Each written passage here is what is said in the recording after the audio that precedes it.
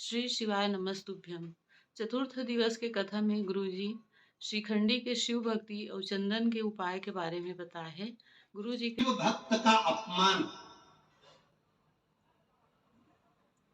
भगवान शंकर के किसी भक्त के साथ किया गया छल या किसी शिव भक्त का अपमान मेरा भोलेनाथ कभी सहन नहीं करता। उसका जवाब मेरा भोलेनाथ एक न एक दिन देता जरूर है, निश्चित है। मेरा देव अधिदेव महादेव देता जरूर। एक महाभारत में एक चरित्र आता है। रुक्मणी जी ने भगवान कृष्ण से प्रश्न किया है और ये प्रश्न रुक्मणी जी का नहीं है, ये प्रश्न है सत्यभामा जी का।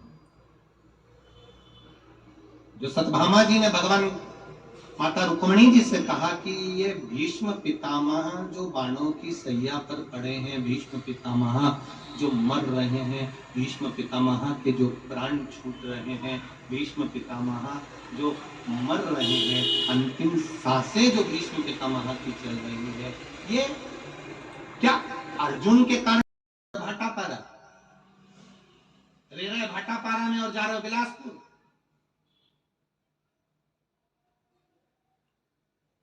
रह रहे बिलासपुर में जा रहे राजनंदगांव? तो ये विचार करो कि रहे यहाँ रहे हो, रहते यहाँ पर हो और दिखाने वहां क्यों जा रहे हो, और वहां के डॉक्टर से इलाज क्यों करवा रहे हो, और वहां के डॉक्टर से इंजेक्शन लगवा रहे हो। शरीर को कहीं ऑपरेशन हो रहा है, कहीं कट रहा है, कहीं काटा जा रहा है। कारण क्या है? उसका एक कारण है, पूर्व में तुम्हारा और उसका कोई बैर रह गया होगा, पूर्व का कोई लेन देन रह गया होगा, जो तुम पोखड़ी छोड़कर भाटापारा पहुंच गए, बालोदा बाजार पहुंच गए, बालोदा बाजार से तुम रायपुर पहुंच गए, कहीं बिलासपुर पहुंच गए। तुम्हारा लेन देन कुछ रहा होगा,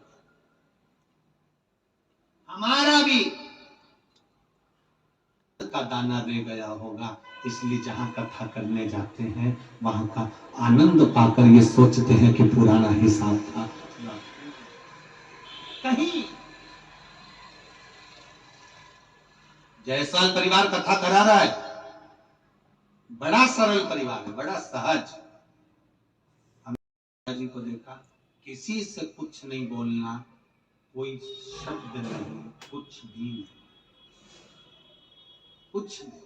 ये कुछ पत्र आए हैं बहुत सारे, हम व्यासपीठ से वाचना नहीं चाहते उन पत्रों को जो आप लोगों ने लिखा है। हम आपके हृदय की बात को जानते हैं, हम नहीं बोलना चाहते, पर कोई सोचे कि जायसवाल जी ये व्यवस्था करवा रहे हैं कि भाई ये वीआईपी पास होना या ये पास होना या वो पास होना। जायसवाल जी की तरफ से मैं कह सकता हूँ इस दिल से, उन्होंने नहीं कहा होगा कि किसी को वीआईपी रखो कि किसी को क्या।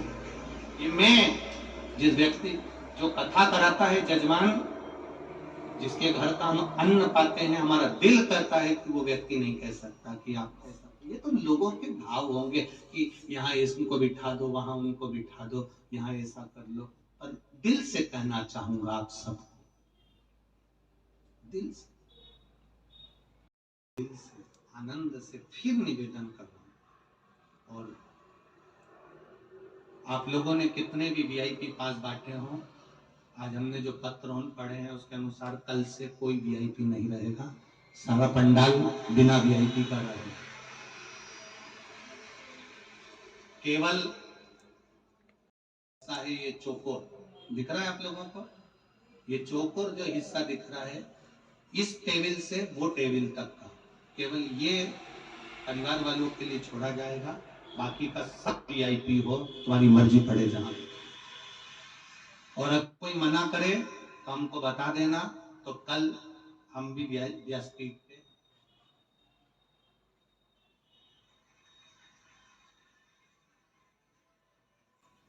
कोई दिल्ली से आया है, कोई आगरा से आया है, कोई कानपुर से आया है, कोई कहीं से आया है, और आप लोगों को अगर कष्ट हो तो हमको अच्छा नहीं लगेगा। आप लोगों के लिए शिव महापुराण की कथा है और शिव आपको दे। और मेरा दिल कहता है जितने लोग बालोद बाजार के आ रहे हैं, जितने लोग भाटापारा के आ रहे हैं या आसपास के गांव के आ रहे हैं, ये भी नहीं चाहते कि हम वीआईपी बनकर बैठे। ये मेरा दिल कहता है। मेरे बालोदा बाजार के लोग ऐसे नहीं हो सकते जो कहें कि हमको आगे बिठाओ, हमको पास दो, हम बैठेंगे आगे। मेरे बालोदा बाजार के लोग ऐसे नहीं हो सकते। मेरा छत्तीसगढ़ मेरी जान है। धान का कटोरे को मैं जानता हूं, उनका प्रेम कितना है। ये नहीं कह सकते कि आप मुझे आगे बिठाओ कि पीछे बिठाओ। इनका प्रेम ही इतना है कि पलक पावड़े बिछाते हैं लोगों के लिए। तो ये क्यों कहेंगे कि हमको बिठाओ? पहले आओ पहले पाओ। पहले पाओ, जहां मर्जी हो वहां बैठ जाओ। बस ये जरूर है, कथा चालू होने से पहले जहां जहां जगह मिल जाए वहां बैठ जाओ। और कथा होने के बाद जब कथा पूर्ण हो जाए तब जो रात को सोने वाले होते हैं वो पंडाल में अपना आसन बिछाएं और प्रेम से आनंद से सोएं। किसी को मना नहीं, पर इस कंपाउंड को छोड़ें। हाँ, कार्यकर्ता, बाउंसर, प्रशासन ये अपना काम पूरा करेंगे, लोगों को बिठाने में, समझाने में, व्यवस्था करने में। पर इनके लिए कार्य खत्म नहीं हुआ है कि कार्यकर्ता सोचे कि अपना काम खत्म। ना ना ना, तुम्हें तो 7 दिन नहीं छोड़ू। आपका कार्य बिठाओ, प्रेम होता है तो देवादित्य महादेव स्वयं आकर देखते हैं। शंकर भगवान स्वयं समझ लेते हैं। वही हुआ। सत्यभामा जी ने रुक्मणी जी से प्रश्न किया, रुक्मणी जी ने भगवान कृष्ण से प्रश्न किया। मेरा प्रश्न का उत्तर दीजिए वसुदेव। हे कन्हैया, हे कृष्ण, मेरे प्रश्न का उत्तर दीजिए। क्या प्रश्न है आपका? मेरा प्रश्न केवल एक है। क्या प्रश्न?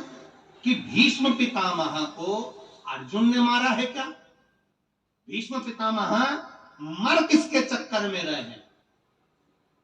भीष्म पितामह किसके चक्कर में मर रहे हैं? भगवान कृष्ण ने कहा भीष्म पितामह को मारने वाला अर्जुन नहीं है, भीष्म पितामह को मारने वाला एक शिव भक्त है। शिव भक्त, भगवान शंकर का गण। शंकर का जो भक्त होता है वो शिव का गण होता है। हम कई बार व्यासपीठ से आप लोगों को भी शिव गण कह देते हैं। आप जितने लोग कथा सुनने आते हो, टीवी पर सुनते हो, मोबाइल पर सुनते हो, हम इनको कह देते हैं शिव गण हुआ। शंकर के हो आप, शिव के भक्त हो, शंकर के उपासक हो, शिव की आराधना आप करते हो, शिव तत्व को आप जानते। कहा भगवान कृष्ण ने कहा भीष्म पितामह को अर्जुन ने नहीं मारा है। भीष्म पितामह अगर मर रहे हैं, भीष्म पितामह के अगर प्राण छूट रहे हैं, उनको मारने वाला अर्जुन नहीं, उनको मारने वाले पांडव नहीं, गंगा पुत्र है भीष्म पितामह, जिनके प्राण एक शिव भक्त के कारण छूट रहे हैं। उनको मारने की सामर्थ्यता ना अर्जुन में है ना पांडवों में है। उनको मारने की सामर्थ्यता केवल एक शिव भक्त में हो सकती है, क्योंकि ये गंगा पुत्र भीष्म पितामह है। साधारण हम पहले कथा में कहे, आज फिर कहते हैं, माता पिता से नहीं डरना मत डरो, वेद पुराण से नहीं डरना मत डरो, धर्म शास्त्र से नहीं डरना मत डरो, गुरुओं से नहीं डरना मत डरो, माता पिता से नहीं डरना मत डरो, घर के बुजुर्गों से नहीं डरना मत डरो, पर इतना याद रखना अपने कर्म से जरूर डरना, क्योंकि कर्म का भोग तो परमात्मा को भी भोगना पड़ता है। तो अपन क्या, भीष्म पितामह ने जो पूर्व में करा है उस कर्म का भोग पितामह को भोगना पड़ रहा है। उन्होंने एक सांप को अपने दास से कहकर कांटों में पटकवाया था, इसलिए बाणों की सैया पर पड़े रहे, पर प्राण छूट क्यों रहे? बाण लगे तो लगे क्यों? भीष्म पितामह के शरीर में बाण चुभे क्यों? उसका कारण क्या था? वो मर क्यों रहे? प्राण क्यों छूट रहे? केवल एक शिव भक्त, एक शिव भक्त। एक बार काशी नरेश की 3 लड़कियां, अंबा, अंबिका, अंबाली, नाम बोलो फिर से। अंबा, अंबिका, अंबालिका, अंबाली, 3 लड़की। अब काशी नरेश की 3 बेटियां, इधर भीष्म पितामह को मालूम पड़ा कि काशी नरेश के यहाँ पर स्वयंवर बेटियां।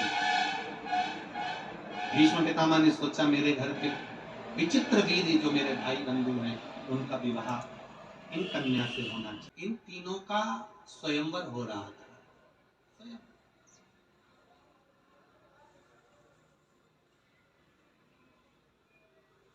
उसमें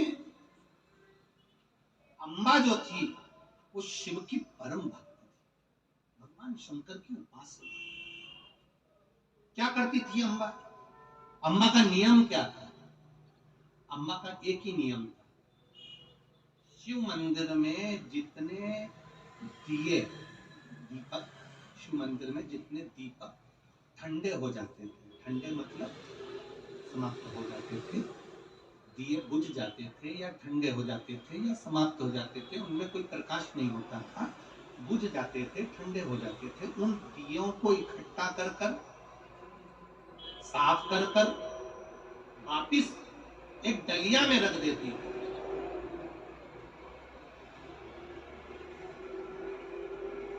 कौन? जम के बोलो। अम्बा। अम्बा, अंबिका, अंबालिका में पहले नंबर की अम्बा का नियम था, दिए जितने शिव मंदिर में लगते थे उन दियों को उठाकर साफ कर कर एक डलिया के अंदर बांस की टोकरी, बांस बोलते हो, बांबू बोलते हो, जो भी बोलते हो, बांस की डलिया में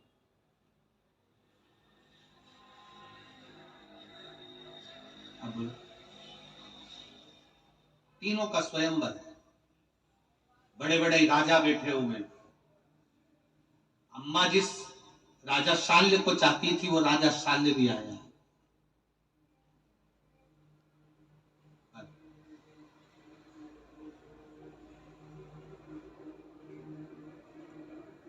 भीष्म पितामह रथ लेकर पहुंच गए। कहा काशी नरेश से आपकी बेटियों का विवाह विचित्र वीर के साथ करिए, मेरे भाई के साथ, विचित्र वीर के साथ। काशी नरेश ने कहा यह स्वयंवर है, आप स्वयंवर में जीत जाओगे लड़कियों को, बेटियों को, तो मैं विवाह कर दूं। कोई स्वयंवर नहीं। तीनों का हाथ पकड़ा, भीष्म पितामह ने रथ पर चढ़ा लिया, मैं इनको लेकर जा रहा हूं, आप कन्यादान करने के लिए जाइए। तीनों कन्याओं को ले गए। इतने में अंबिका और अंबालिका तो वहां रही, पर अम्बा ने भीष्म पितामह के सामने हाथ जोड़कर कहा कि मैं एक वर को चाहती हूं और मैं उसी के साथ विवाह करना चाहती हूं। जब सुना, राजा शाल्य भी उस स्वयंवर में बैठा हुआ था जिसका युद्ध भीष्म पितामह के साथ हुआ था। भीष्म पितामह तीनों कन्याओं को लिया है। अंबिका, अंबालिका तो रही, पर अम्बा विचित्र वीर के साथ विवाह नहीं करना चाहती थी क्योंकि मैं शाल्य को चाहती हूँ। भीष्म पितामह को लगा कि अगर ये शाल्य को चाहती है तो जाओ तुम राजा शाल्य के पास पहुंच गए। छोड़ दिए। राजा शाल्य के पास में अम्बा पहुंच गई। अम्बा ने राजा शाल्य से कहा कि मैं तुमसे विवाह करना चाहती हूँ क्योंकि मैं तुम्हें स्नेह करती हूँ। राजा शाल्य कहते हैं मैं भी तुमको चाहता हूँ पर मैं तुमसे विवाह नहीं करूंगा क्योंकि तुम्हारे पिता के घर में मेरा अपमान हुआ है। भीष्म पितामह तुमको लेकर चले गए, हरण कर कर चली गई, तुम भाग कर चली गई, अब मैं तुमसे विवाह नहीं कर सकता, मैं नहीं करूंगा शादी तुमसे। अम्बा अपमान झेल कर वापिस आ गई और भीष्म पितामह के पास पहुंचकर कहा मेरे पिता के घर से तुम लेकर आए, राजा शाल्य ने मेरा अपमान कर दिया, धक्के मार कर निकाल दिया, विचित्र वीर अब मुझसे विवाह नहीं करना चाहते, अब मैं कहां जाऊं, आप मुझसे शादी करो। भीष्म पितामह ने कहा मैंने संकल्प लिया था कि मैं शादी नहीं करूंगा, मैं नहीं कर सकता, मैं विवाह नहीं करूंगा, मैंने संकल्प लिया, मैं शादी नहीं कर सकता आपसे। अम्बा क्रोध में आ गई, क्या करूं मैं? गई शिव की आराधना में डूब गई। 2 जगह पर अम्बा ने जल चढ़ाना प्रारंभ करा। केवल एक, जिस जगह पर गणेश जी का स्थान होता है, आपको बताया था ना, जहाँ जलाधारी में गणेश जी का स्थान, वहां और कार्तिकेय, वहां कार्तिकेय, वहां कार्तिकेय, 2 जगह पर जल चढ़ाती थी अम्बा। इतने में गणेश और कार्तिकेय दोनों प्रकट हो गए। अम्बा से कहा, मांग। षडानंद कार्तिकेय बोल रहे हैं, मांगो अम्बा, तुम्हें क्या चाहिए? अम्बा कहती है, बस जिस भीष्म पितामह ने मेरी जिंदगी बर्बाद करी है, उस भीष्म पितामह का अंत मेरे कारण होना चाहिए।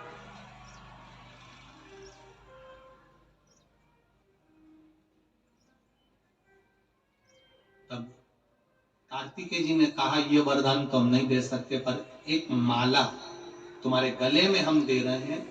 ये माला हमेशा ताजी की ताजी रहेगी, ये कभी बासी नहीं होगी, इसके फूल कभी नहीं मुरझाएंगे। ये माला जो अपने गले में पहन लेगा, वो भीष्म पितामह को मार देगा। हम ये नहीं कहते कि तुम मार लो, और ये माला जो पहनेगा, ले जाओ। अम्बा के गले में कार्तिकेय षडानंद ने माला दे दी। अम्बा वो माला पहनकर पूरी पृथ्वी पर घूमती है। इस माला को कोई पहन ले, इस माला को कोई पहन ले, कोई नहीं पहनता, कोई नहीं पहनता। भीष्म पितामह का अंत कैसे होगा? अम्बा रो पड़ी, उसको दुख हो गया कि ये माला कर क्या। इसने माला उतारी,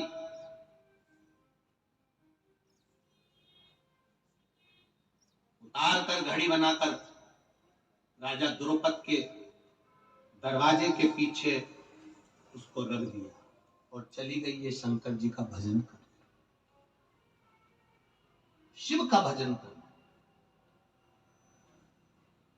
चंदन की जो शिला होती थी, देखा आप लोगों ने? किसने देखा? वो चंदन को घिसने का एक कट्टा होता है छोटा सा, उसकी जो शिला होती है,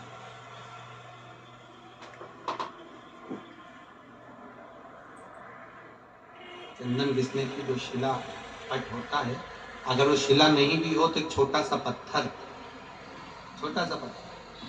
हमारे यहाँ बहुत सुंदर भाव कहा गया है, मान लो शिला नहीं भी है, छोटा सा चंदन का टुकड़ा यदि तुम्हारे घर में है और तुम रोज प्रतिदिन, मान लो घर में घिसा हुआ डब्बी का भी चंदन है, तो भी घर की बहू, बेटी, बेटा, परिवार का कोई सदस्य घर के अंदर चंदन के उस पत्थर पर चंदन को अगर 7 बार, 5 बार, 4 बार या उसको 2-4 बार रगड़ देता है, तो उसके घर में कभी कर्जे का क्रम नहीं होता, कर्जा नहीं बढ़ता, कर्जे से वो निवृत्त होता है। और वो चंदन का पट घिसना होना चाहिए, जिसके यहाँ पर केवल रखा रहता है, केवल रखा है, तो किसी ना किसी कारण पर से गाड़ी ले ली, उसका कर्जा हो गया, मकान बना लिया, उसका कर्जा हो गया, ये हो गया, उसका। उस चंदन के पट पर पानी डलना जरूरी है, भले 2 बूंद डले और 1 बार ही उसमें रगड़ा लगे, तो वो कर्जे को मुक्त करता, वो कर्जे को समाप्त करता। और उस पे लगा हुआ चंदन का थोड़ा सा भाग, घर में अगर शिवालय हो, घर में शंकर जी का शिवलिंग हो, उस पे लगा दो। और अगर नहीं हो तो उसी चंदन को जब आप किसी कलश में जल लेकर जाओ, उसी कलश पर लगाकर चंदन को लेकर जाओ और शिव जी को समर्पित कर आओ। चंदन लगने से ही कर्जे की मुक्ति होती है, कर्जा समाप्त होता है, वो कर्जा रहता नहीं। अब चंदन की जो शिला होती है, चंदन की जो शिला थी, अम्बा ने उस चंदन की शिला को घिसना प्रारंभ करा। इतना घिसती रही, इतना घिसती रही, इतना घिसती रही शिव जी के पास में चंदन घिसती, शिव जी का लेपन करती, चंदन घिसती, लेपन करती, चंदन घिसती, लेपन करती, चंदन घिस घिस के लेपन करती रही। और इतनी देर में देवाधिदेव महादेव प्रसन्न हो गए, उसके हाथ में छाले पड़ गए, पानी टपकने लगा, शरीर थक गया, चंदन घिसना बंद नहीं करती अम्बा, और शिव जी का भजन करती है, आंख से आंसू गिरता है, शिव प्रकट हो जाते हैं। अम्बा मांग तुझे क्या चाहिए? अम्बा कहती है भीष्म पितामह ने मेरी जिंदगी बर्बाद करी है, मैं उसको मारना चाहती हूँ। शिव कहते हैं तू मेरा भजन करती है अम्बा, पर मैं सत्य कहूं इस स्वरूप में तू भीष्म पितामह को नहीं मार पाएगी, तुझे अगला जन्म लेना पड़ेगा, तब भीष्म पितामह मर सकते हैं। अम्बा कहती है मेरे महादेव, मैं भीष्म पितामह को अगला जन्म लेना चाहती हूं। पर शिव ने कहा अम्बा भीष्म पितामह गंगा का पुत्र है और तू मेरी भक्त है। शिव शंकर का जो द्रोही होता है, शंकर के भक्त का कोई दुश्मन होता है। हम कई बार कहते हैं कोई शिव मंदिर जाता है ना, उसको कभी मत परेशान करो साहब। कोई शिवगुण गाता है ना, उसको कभी परेशान मत करो।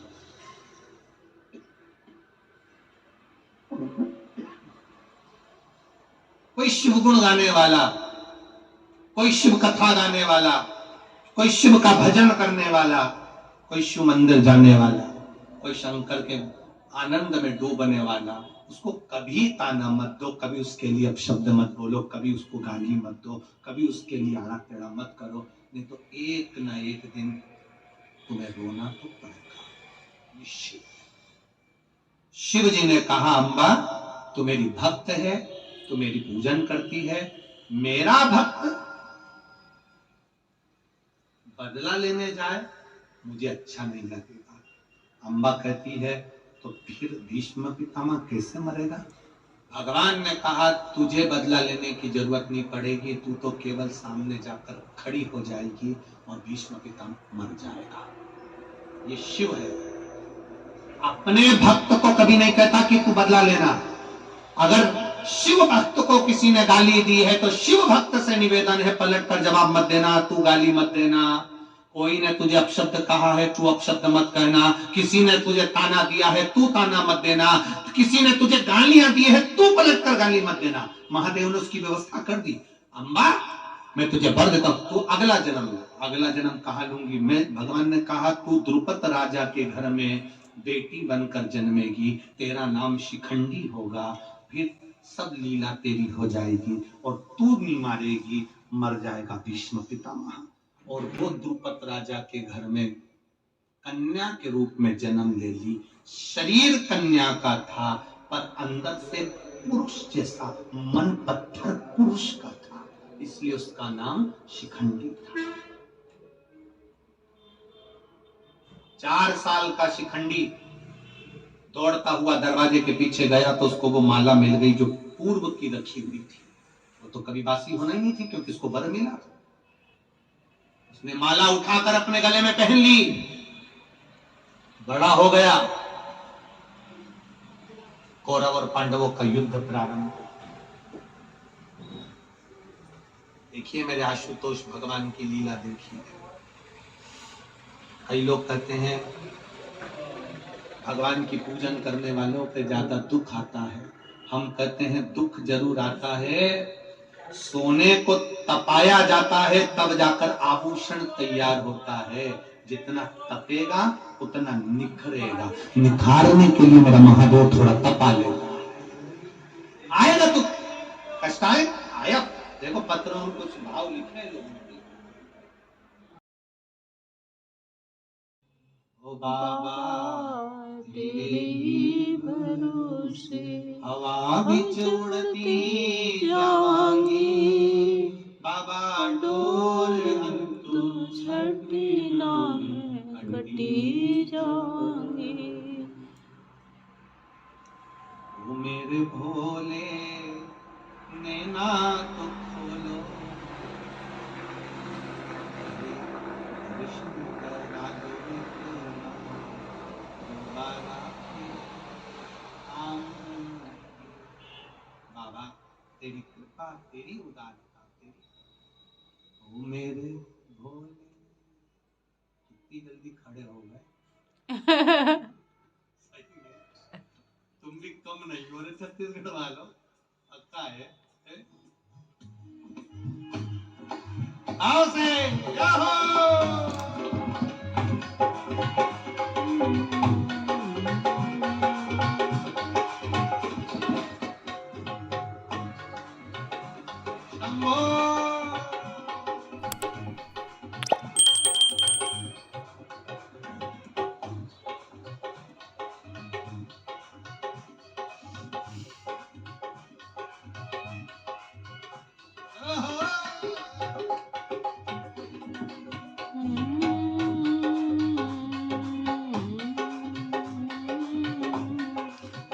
मेरे चरणों में मेरे भोले नैना तो खोलो, मेरे भोले नैना तो खोलो, ओ मेरे भोले नैना तो खोलो, मेरे भोले नैना तो खोलो। अरे दर्शन करा दो एक बार, दोबारा फिर आऊंगी। दर्शन करा दो एक बार, दोबारा फिर आऊंगी। दर्शन करा दो एक बार, दोबारा फिर आऊंगी। दर्शन करा दो एक बार, दोबारा फिर आऊंगी। मेरे भोले ना तो खोलो, मेरे भोले नैना तो खोलो, नैना तो खोलो, भोले नैना तो खोलो, नैना तो खोलो, भोले नैना तो खोलो। दर्शन करा दो एक बार, दोबारा फिर आऊंगी। दर्शन करा दो एक बार, दोबारा फिर आऊंगी। खोलो मेरे नैना तो खोलो, नैना तो खोलो, नैना तो खोलो, नैना तो खोलो, नैना तो खोलो नैना तो खोलो, नैना तो खोलो, नैना तो खोलो। अरे दर्शन करा दो एक बार, दोबारा फिर आऊंगी। दर्शन करा दो एक बार, दोबारा फिर आऊंगी। शिवाय।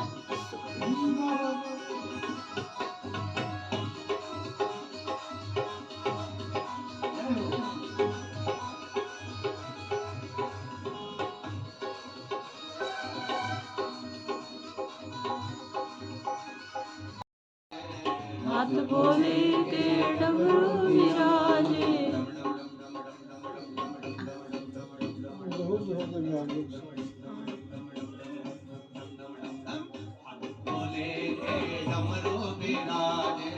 हाथ भोले के डमरू विराजे, डमरू विराजे हो, डमरू विराजे। दोबारा फिर आऊंगी। डमरू बजा दो एक बार, दोबारा फिर आऊंगी। डमरू बजा दो एक बार, दोबारा फिर आऊंगी।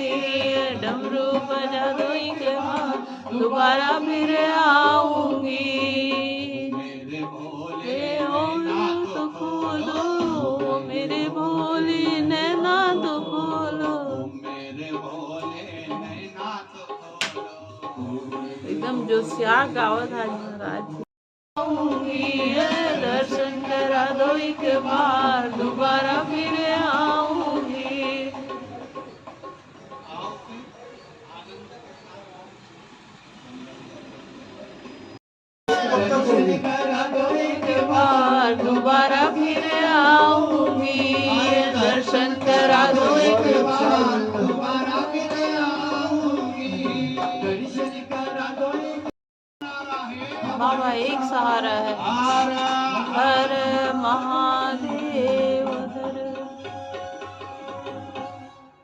हर नमस्तु, श्री शिवाय नमस्तु, श्री शिवाय नमस्तु।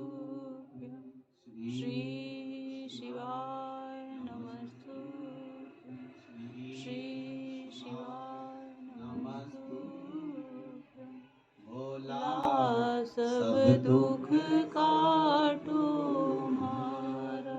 ओ भोला सब दुख काटो हमारा। शिव शंकर जपो तेरी माला, भोले बाबा जपो तेरी माला।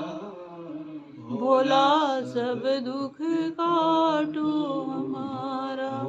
भोला सब दुख काटो हमारा। शिखंडी युद्ध के मैदान में पहुंचा, जो शिव भक्त था। भीष्म पितामह ने जो शिखंडी को देखा तो भीष्म पितामह ने सोचा कि ये नारी पर मैं बाण कैसे चलाऊं, तो शिखंडी पर बाण नहीं चलाया। और जब नहीं चलाया तो अर्जुन ने बाण साध दिया, और साधा तो वो लगा।